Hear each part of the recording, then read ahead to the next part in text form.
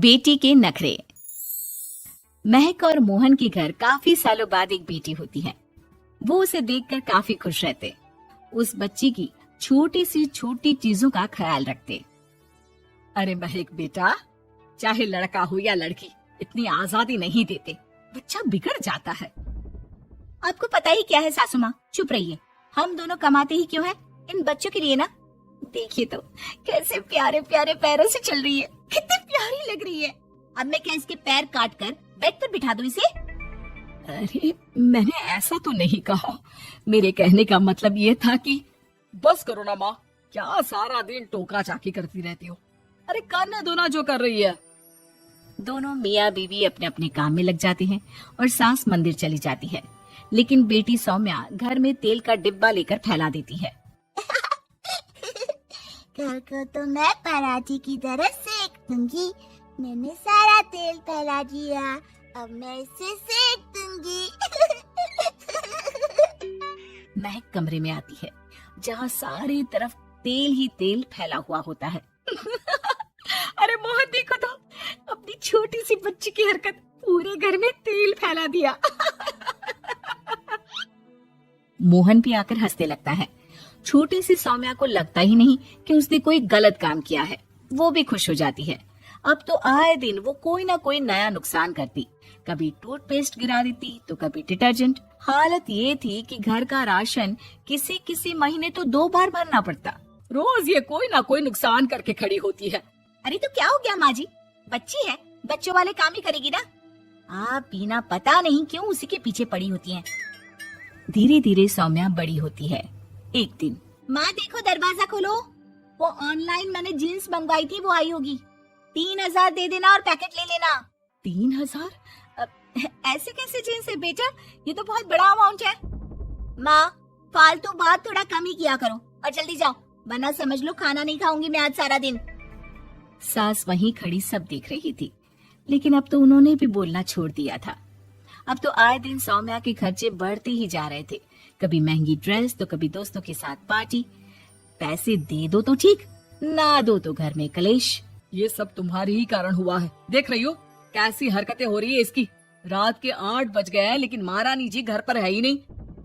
तभी सौम्या पड़ोस के लड़की के साथ वहाँ आती है। ओके बाय रोहन, कल फिर मिलेंगे, लव यू।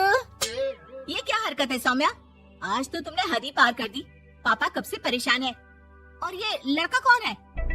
तभी पास खड़ी सास बोलती है, देखो महक, आज तक मैंने कहा नहीं था लेकिन मैं आज कहूंगी, क्योंकि ये मेरे घर का मामला है। मैं नहीं चाहती कि मेरे बेटे का खानदान खराब हो या फिर कोई हम लोगों के घर के लिए बात करे। जाओ इसे ऊपर कमरे में छोड़ाओ, इससे कल बात करेंगे।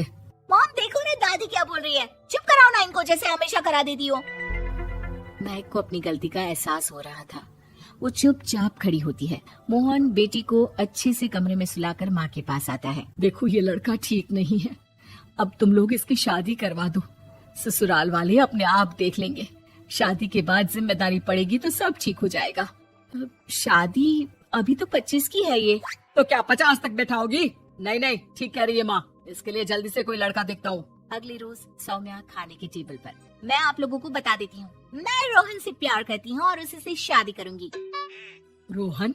वही ना सक्सेना का लड़का, वो सक्सेना जो पिछले महीने ही जेल से छूट कर आया है। वो जेल नहीं, काम के सिलसिले में अमेरिका गए थे। अच्छा, सक्सेना अमेरिका गया था तो क्या पैसा वैसा कमा कर नहीं आया? ये देख रही है ब्लाउज, उसकी बीवी ने सिला था मेरा।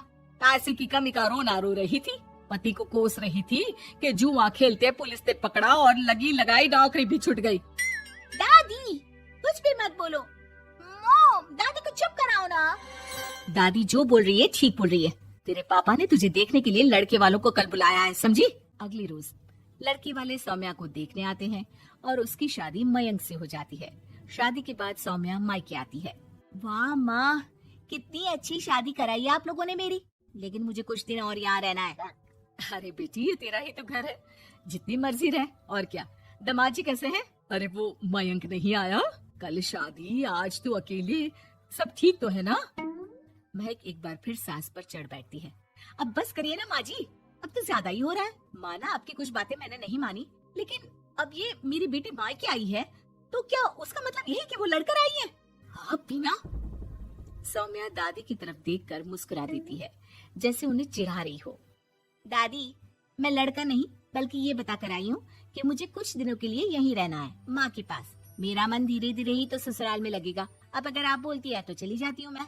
अरे नहीं नहीं बेटी, ये मतलब नहीं था तेरे दादी के बोलने का। सौम्या कमरे में चली जाती है और अगले ही पल जींस टॉप पहनकर बाहर आती है। माँ, मैं ना अपनी सहेली के घर जा रही हूँ, आने में देर हो जाएगी, खाना मैं वहीं खा लूंगी। सौम्या सहेली के घर चली जाती है। अरे सौम्या ससुराल से आई है, कहीं दिखाई नहीं दे रही। वो सहेली के घर गई है। काफी दिनों बाद बच्ची का मन कर गया होगा। महक रहने दे, अब इतना हल्के में ना ले। लड़की अब किसी और की अमानत है। घर में इतनी देर से आएगी तो लोग क्या कहेंगे। और होता भी ऐसा ही है। दरवाजे में पुलिस आती है जिसके साथ सौम्या होती है। ये आपकी बेटी है? जी लेकिन क्या हो गया? पापा, मैं और रीना घूम रहे थे तो रोहन वहाँ आ गया। उसने मेरे गहने खींचने की कोशिश की। जब मैंने नहीं दिया तो मुझे धक्का मारकर मेरे गहने ले लिए। पापा, मुझे माफ कर दो। मुझे ना मयंक के पास जाना है, आप उसे फोन कर दो, वो मुझे ले जाएगा। दादी आप ठीक कहती थी, वो अच्छा लड़का नहीं है। कोई बात नहीं बेटा, मयंक का फोन आया था, उसे तेरी याद आ रही थी, लेकिन वो तुझे भी अपनी जिंदगी जीने से नहीं रोकना चाहता था। मैं उसे बोल दूंगी कि वो कल तुझे लेने आ जाए।